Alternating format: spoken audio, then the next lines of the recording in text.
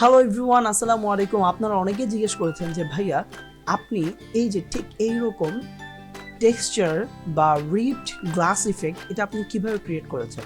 তো চলেন শুরু করা যাক। সর্বপ্রথম আপনি একটা জাস্ট শেপ ক্রিয়েট করবেন আপনার এই ক্যানভাসে। আমি জাস্ট একটা শেপ ক্রিয়েট করলাম। এখান থেকে আমি চাইলে এখান থেকেও আমি গ্রেডিয়েন্ট দিতে পারি, অথবা আমি ব্ল্যান্ডিং অপশন থেকেও দিতে পারি। তো চলেন আমরা যদি ব্ল্যান্ডিং অপশন থেকে যাই, গ্রেডিয়েন্ট, ইয়াস, দেখেন এখানে আমি জাস্ট কি করেছি, হোয়াইট এবং ব্ল্যাকটা দিয়েছি। এবং আপনি কিন্তু এই যে এইরকম রাখবেন না, হ্যাঁ, আপনি অবশ্যই কিরকম রাখবেন, ঠিক এরকম আপনি মাইনাস বা 180 দিলেই হয়ে যাচ্ছে।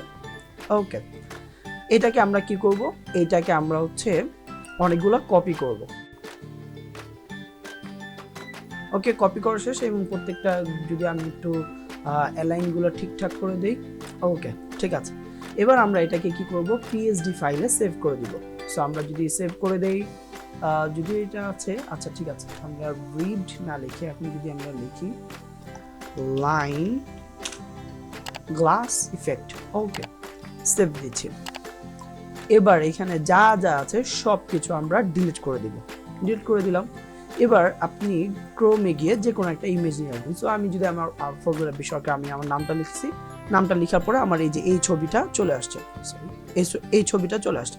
সো আমি যদি এখান থেকে কপি ইমেজ দেই অ্যান্ড দেন যদি ফটোশপে গিয়ে এটাকে যদিও কনভার্ট টু স্মার্ট অবজেক্ট করে নিব, দেন যদি আমি এটাকে একটু বড় করে দিই, দ্যাটস ইট। এবার কথা হচ্ছে ভাইয়া ওই যে গ্লাস ইফেক্টটা তৈরি করেছিলাম না, ওইটা আনতে হবে। ওটা কিভাবে আনবো, ফিল্টারে যাব, যাওয়ার পরে ফিল্টার গ্যালারি থেকে হচ্ছে আমরা যাব হচ্ছে ডিস্টোর্ড, দেন হচ্ছে গ্লাস।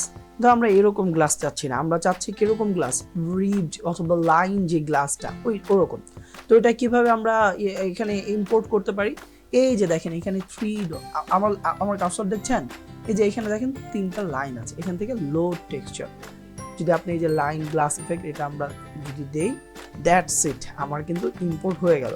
এখন আপনি বলুন যে ভাই এইগুলো ইম্পোর্ট তো হইলো, কিন্তু এটাকে আমি কাস্টমাইজ কিভাবে করব। ওকে, এটাও আছে। আপনি যদি এখান থেকে একটু বাড়িয়ে দেন, দেখেন কিরকম হয়ে যাচ্ছে। আপনি যদি এখান থেকে স্মুথনেসটা এটা বাড়ায় দেন, তাহলে দেখেন এরকম হচ্ছে। আপনি যদি স্কেলিংটা একটু বাড়িয়ে দেন বা কমিয়ে দেন, তাহলে দেখেন প্রত্যেকটা জিনিস কিন্তু চেঞ্জ হচ্ছে।